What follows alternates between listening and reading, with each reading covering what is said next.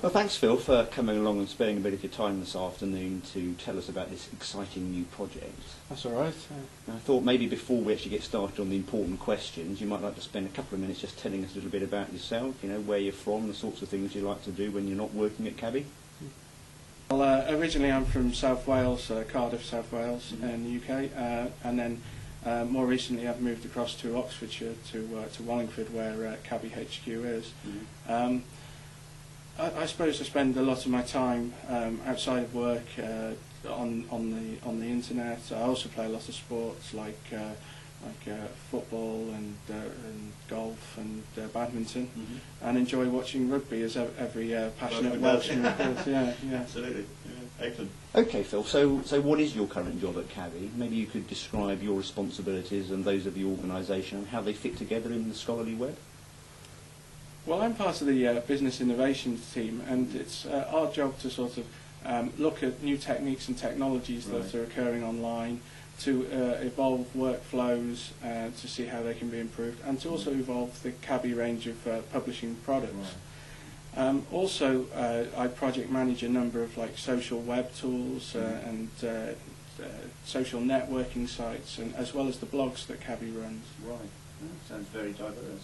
Yeah, it's very good. I feel that CABI is sort of leading the role of trying to create not just the traditional sort of print publishing, as well as also the online database, literature database that we have. I feel that we're also trying to lead the way in how we can use social networks to allow collaboration and sort of a social network of scientists so that they can develop crowdsourcing of their information. Very important.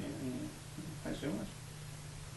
Thanks, Phil. That's very interesting. I'm just wondering what sort of career path led you to this current position at CABI. Well, it was mainly during my PhD in biological sciences and statistics that sort of got me interested in the use of grey literature, and I was sourcing a lot of my data sets from grey literature. And CABI, as an organisation, uses a lot of grey literature within its abstract database. It abstracts and indexes them. And luckily, right at the end of my PhD, there was an opportunity to become one of the content editors within the environment team. And that sort of job involves the sourcing and abstracting and indexing of environmental texts for the literature database. And it also allowed me to be the editor, the joint editor of the Soils and Fertilisers abstract journal that we produce. And then as I was doing that role, I became more involved within the company's blog, and I was experimenting a lot with mapping techniques and with other social media tools. That at the end of the first year at CABI, the role of business innovations came up, working alongside two other people, and I jumped at the opportunity and was lucky enough to get the job. And this sort of role involves the sort of rapid problem-solving skills, to find solutions to workflow problems, and also to try and be imaginative of the new techniques and technologies that are out there and how they can be used within publishing. So it's taking a lot of techniques that are not in publishing and trying to bring them into the publishing world, and how they can be used to develop both scholarly communication and also enhance research in universities and alike. Right, it sounds like a very interesting, exciting position. So where do you see scholarly communications heading, and what directions interest you the most? Well, I see scholarly publishing very much a growth area. And I mean, it encompasses sort of publishing, the libraries, research arena, and IT, especially now that more and more is going online. So it is very much a cross-boundary discipline, and I suppose we also have to engage the wider audience.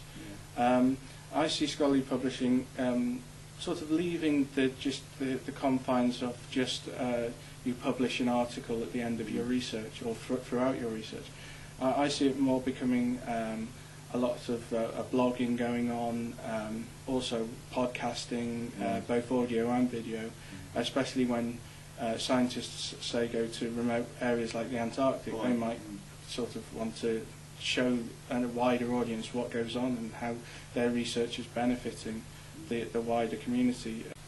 I suppose also there'll be a development of social networks more and more, especially cross-boundary social networks, so that you can get more crowdsourcing of opinion, as well as crowdsourcing of, say, statistical analysis of your data sets.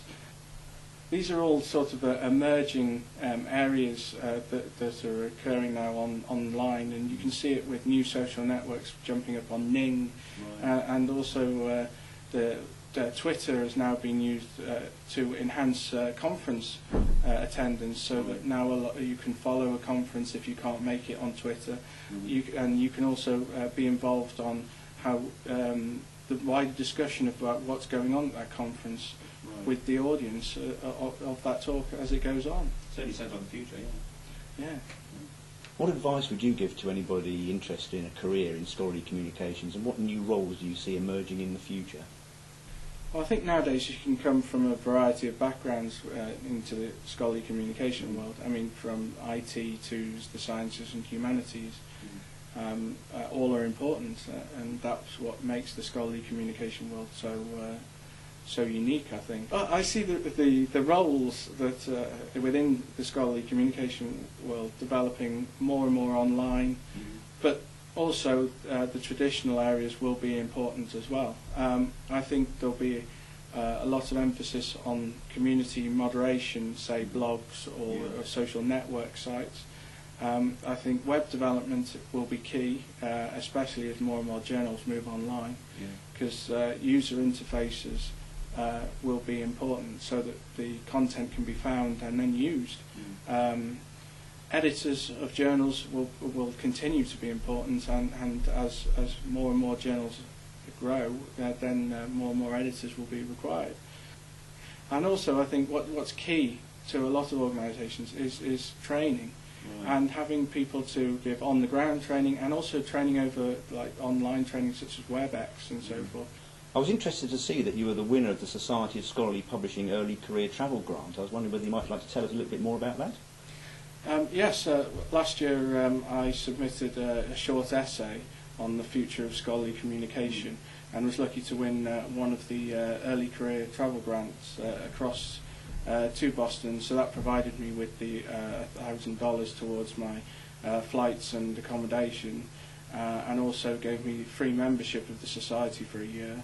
Sounds like a great opportunity. It was a wonderful opportunity because it allowed a lot of collaboration between different companies and different publishing houses, and we followed on a lot this year with those collaborations. Excellent, excellent stuff.